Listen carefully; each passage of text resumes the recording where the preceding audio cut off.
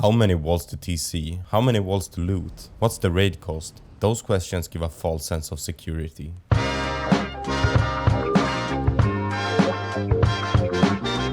Building a 4 walls to TC base assuming it would keep you safe, and logging on to a few pickaxes and some burlap gear? Or worse, you got online raided and your only option was to pray they ran out of boom? That's the worst feeling, isn't it? The reality is you've been lied to. Builders chasing views, not wins, sold you the idea that wall counts and bunker numbers are what keep you alive. The truth? None of that matters if you can't seal. And for small groups, giant shells eat your budget before you even begin working on a shooting floor. I spent months discovering, creating and learning how to make a base more affordable and sealable. I threw away design after design, idea after idea, until it clicked. Me and Pang took the modern seawall and flipped the concept. We called it the Shieldwall. Endless ceiling potential, mid-range wall placement to protect your core, and a compound that is actually safe to traverse. Players like Gorliac use the same principle. We need to seal. Even mid-raid he'll throw up walls just to stop raiders from breaking his base open. And if you don't trust me with telling you how to defend, listen to the man himself. Hey, hello. Lucky told me to give you my opinion on sealing and ping walling, and well, I'll be quick.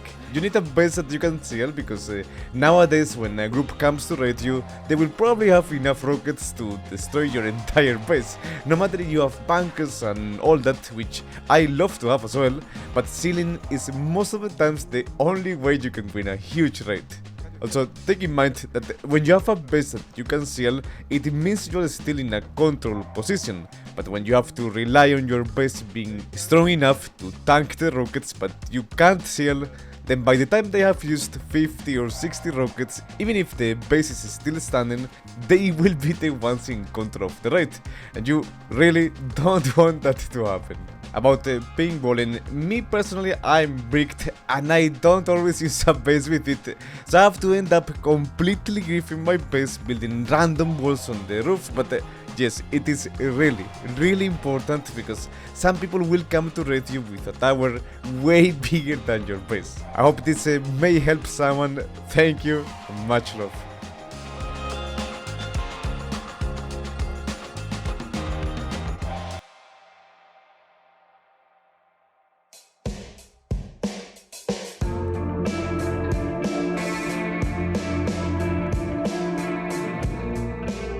Stick around to the end of the tour for an in-depth view of how to defend in this base.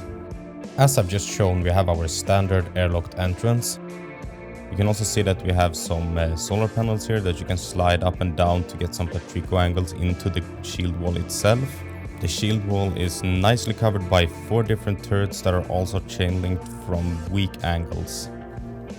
And right here you can see our Patricos that are looking outside the shield wall in case the raiders breach compound. You have great angles towards them. In our compound we have 2 bedrooms which each can fit 4 beds. I personally opt for a ramp instead of 2 of those beds, considering you're likely to be a duo or a trio in this space. You don't need that many respawns usually. Each bedroom also comes with a hidden battery behind a locker. Obviously don't use a see-through locker like I did for clarity.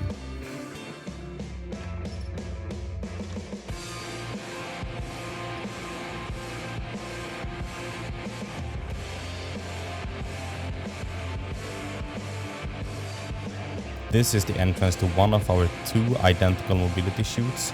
On 2nd floor we have our pass-through floor, which has space for a fridge, some extra barrels or e-furnaces, whatever you prefer. Our starter has an early game bunker which you can break from the inside, which is very nice in case of an early game warpath raid. Our drop down is also covered by a shotgun trap, and underneath we have space for some e-furnaces or storage. To seal the bunker back up, you just place a triangle floor with a spiral staircase on it facing this direction. And to break it, all you need to do is chop it out when you log on again. Behind our vending machine we have our TC for some extra tankiness, and the upkeep you can see right here.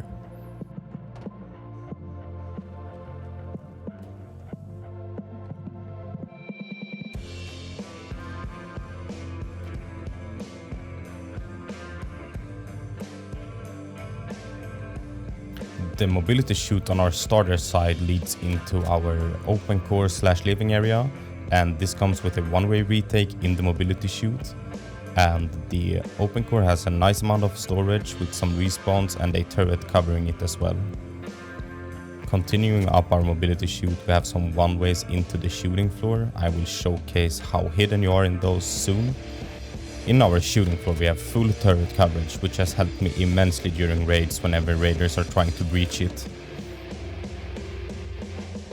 And as you all know already, it wouldn't be a base of mine if we didn't have full 360 coverage with Patricos that are also fob protected, so the raiders can't see you but you can see their rocketers down at the ground.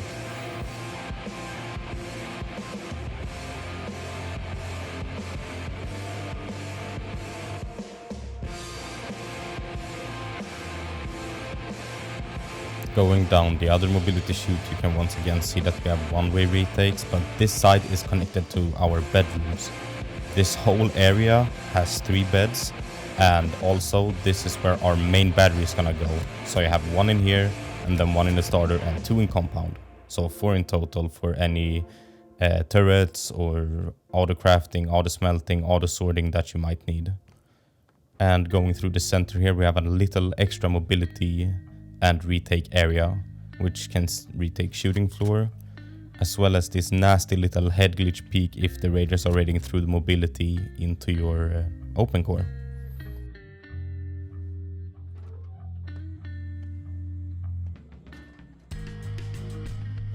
And right here you can see how nasty this little one-way is in our shooting floor. These also double up onto our roof, protecting our entrance to the mobility chute, as well as in here we have another little extra ankle biter Patrico style retake onto our roof. And if you place twig like I did here, you have plenty of space to land the minicopter on, so even your friends who has never rode one before could land it here. And of course we have our little roof cam peaks right here onto roof, so we can protect the sulfur quarry from any gremlins trying to steal our sulfur. And right here you can see the good visibility up to our higher parts of roof from the central retake once the twig is gone. And we also have some protected angles up here as well.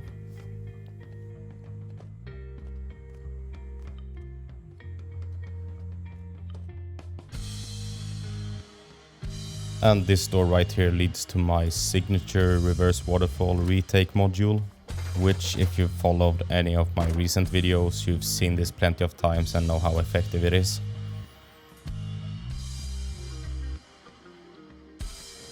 And going up it, all you need is a ladder or some sort of deployable to jump on, and then you place these 2 nettings in the center, and last but not least you open the ladder hatch and you just climb in there.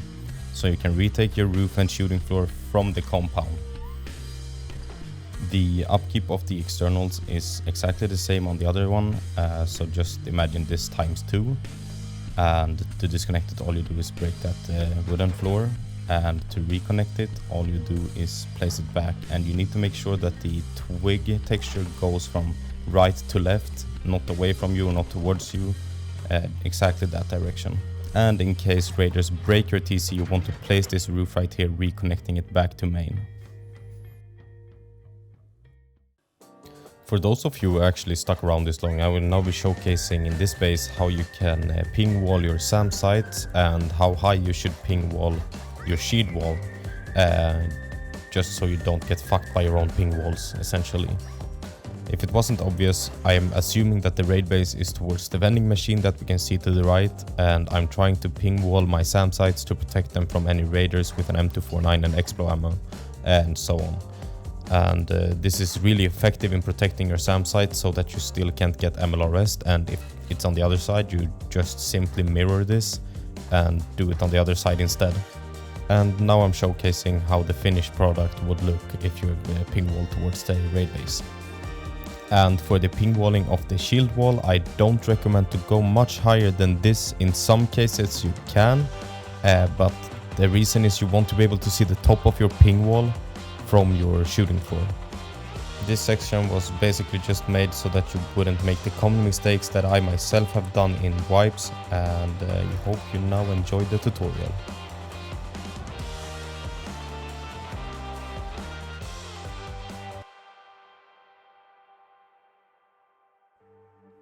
Alright, I hope you guys really enjoyed that tour and intro and everything. I worked really hard on this one, and I hope you all really can appreciate that and show some love and support by leaving a comment or just liking the video helps a lot. I appreciate every one of you, and I am now going to be showing you how to build this thing. And we're starting off with a simple 1x1, but we're extending it a little bit more than usual, just so we can get some better progression early game and some more space. And this way we can also get a simple airlock early game. And right now what I would do is build up all of these things. Time to honeycomb the starter. This can all be stone for now, of course. And right here as well. And temporarily you can just add in a jump up like this on both sides. Then we simply seal in all of this, add single doors on both spots here, and now you can replace this with a G door as soon as you can, because now this will be an airlock. And all we're gonna do is simply seal all of this in really quick, like so. And now we can get a little loot room up here, and on this side we'll place a frame where our fridge can go later. And then we can place in all the frames that are gonna be here. And before we put down our externals, we're gonna make the mobility chutes. And is the footprint not symmetrical? It's not, because I have displaced. Turn on symmetry, and so whatever I'm doing on one side here you should do on the other side as well. And this is very simple jump up into another simple jump up, and for now this can be a double door, just so people can't jump down or camp the G door. But as soon as possible you want to add on the starter side right here, you want to add in this window for a early game roof retake.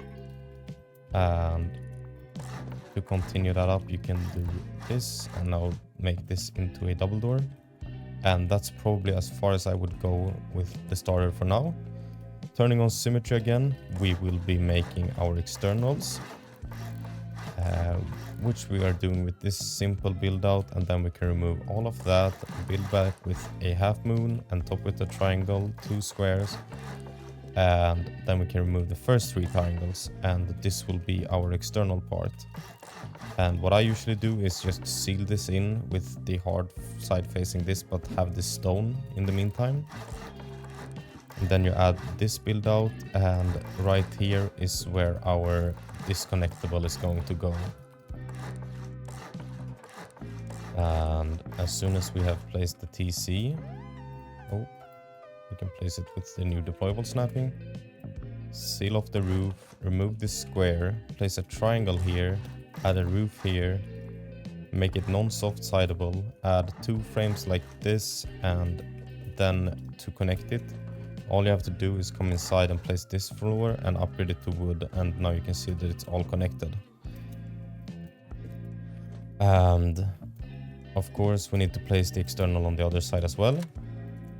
And to make our compound now, all we are going to do is place that, and then we come over to our gatehouses, and literally all we're going to need here is a module like so. I like to place these as well, just so my high walls don't get block any expanding. But then it's really easy to fit, so you just try to slide this in as close as possible. It doesn't really matter if there's a small gap, because they won't be able to see anything because of the new Shieldwall technology. And then we come over to the gatehouse, and you want to bend it slightly inwards so that it's a 3-wall seal. And if you're struggling due to terrain, hold in shift and you can freely place them so they don't snap to each other. And then we're gonna do it on this side as well.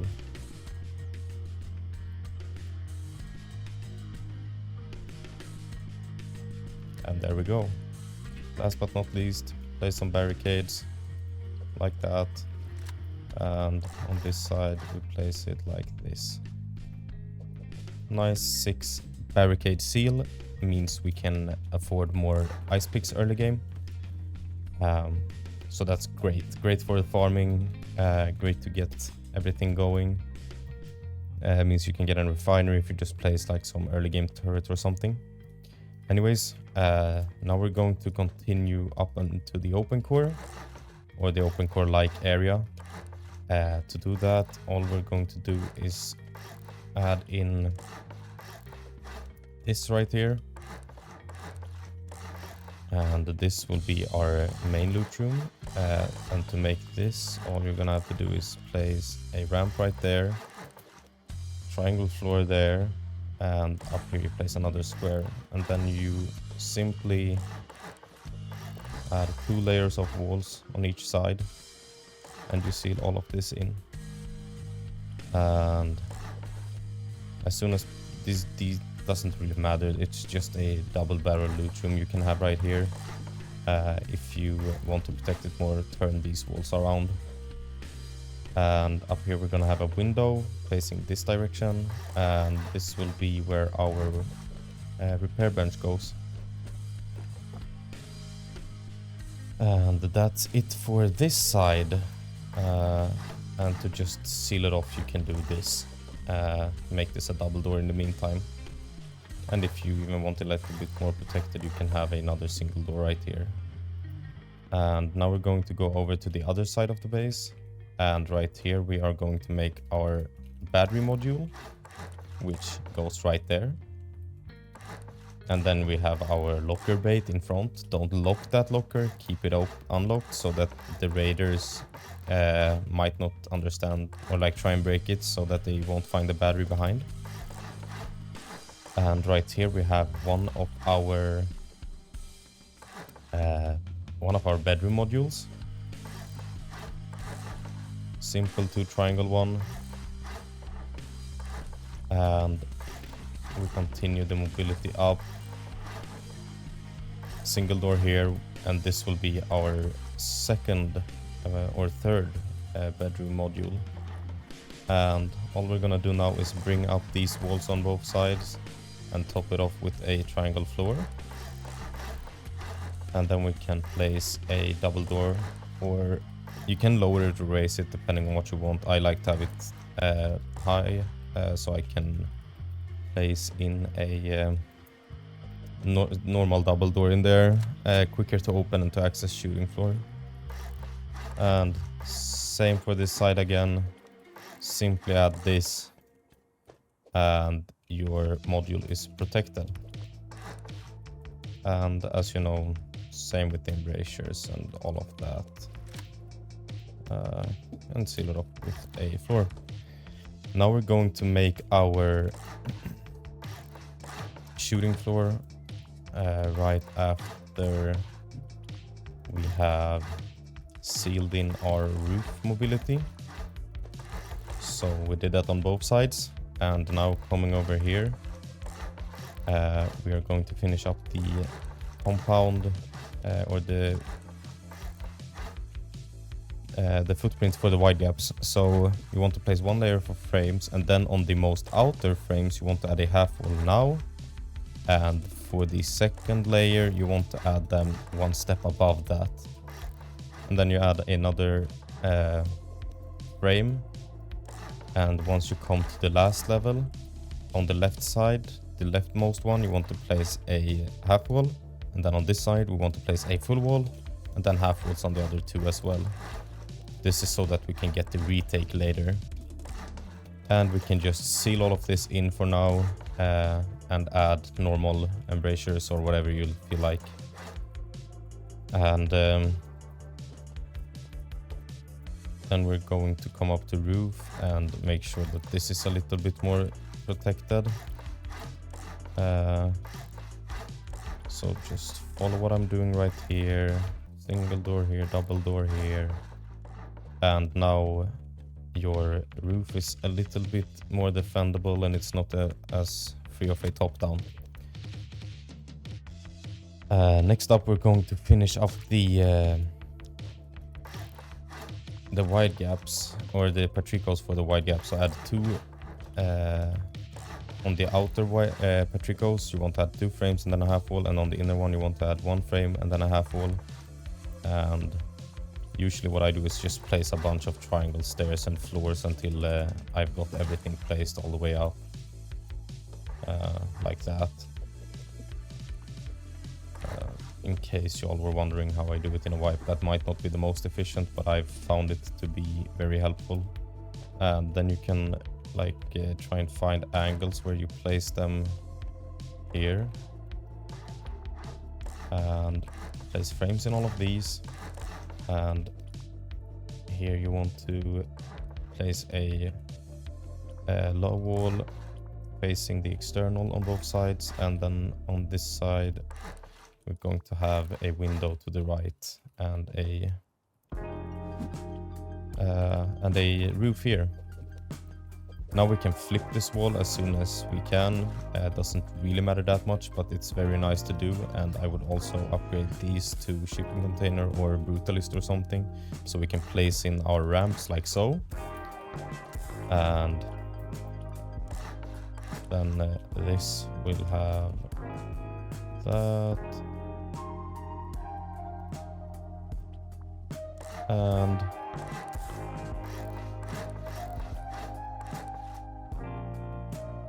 just placing all that I'm doing right here. It's pretty straightforward once we're getting to roof. And for this you will need to add in extra frames right here so that these roofs place, and I really recommend doing that. And finally we are going to come into the going to go right here, and this will be where we have our well protected roof turrets. And on these sides we place windows, and here we add in a roof to slide up and down. Now I would craft ladders or something like that while placing all of this, because on this side you want to have frames like so, and you can't really add them that easily without ladders. You basically want to, like one below this, you want to add 3 frames a half wall layer apart.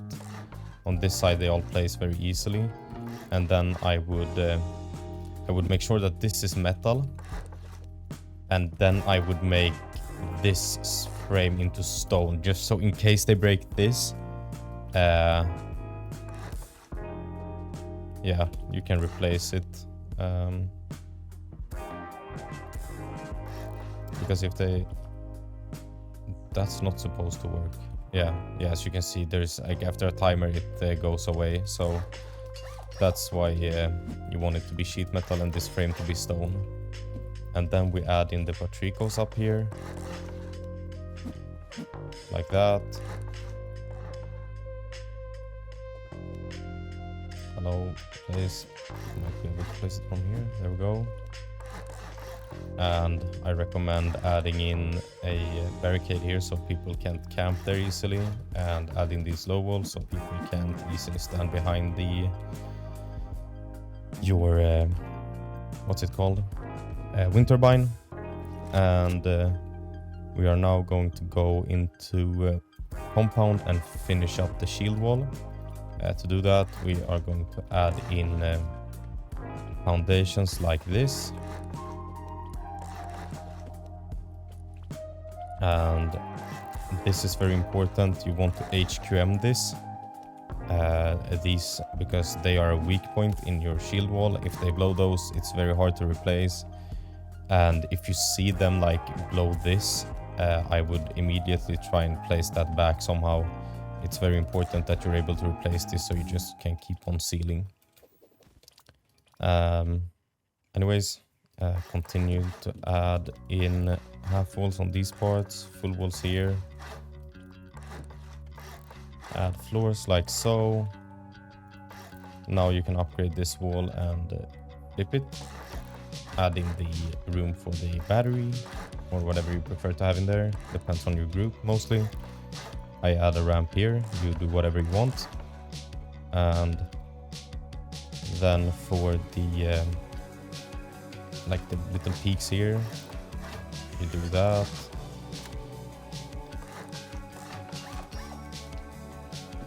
And this is pretty much it for the shield wall on the bedroom side. I like to add in these as well. And then here you want to make this Patrico peak on both sides. I really recommend having these unless terrain is really bad, then you should probably flip it and make it a frame so that you can peek downwards, but most of the time, in my experience, this is just way better.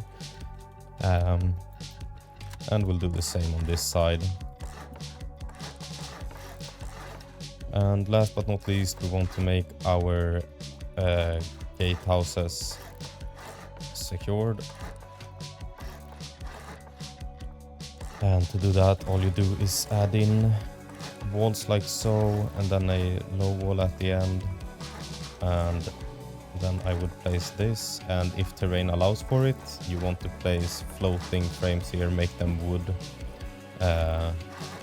just in case you notice them mess with mobility and stuff, so they can be easily shot out. And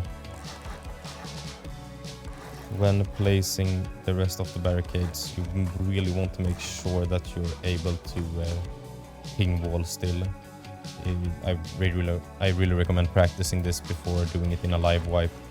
So basically place them far away so that these walls still place. Same with this one and this one. So you basically can wall all the way around here. And for these ones, I also recommend placing them far away so that you can ping wall right there. And yes, that is pretty much it. Oh, one more thing. To place in the inter-TC connection, I will be making a new video on that eventually. My next base will have inter-TC in it, and inter-TC is basically this, so you will have this hanging.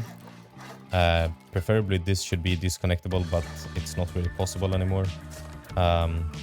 So if this is if they blow up your external, all you do is you want to like sit here, be ready for them to blow the external, and as soon as it places, you upgrade it. And now there is no way they can ever grief your external. It's super strong, and you can even do it on both sides in this base if you feel like it.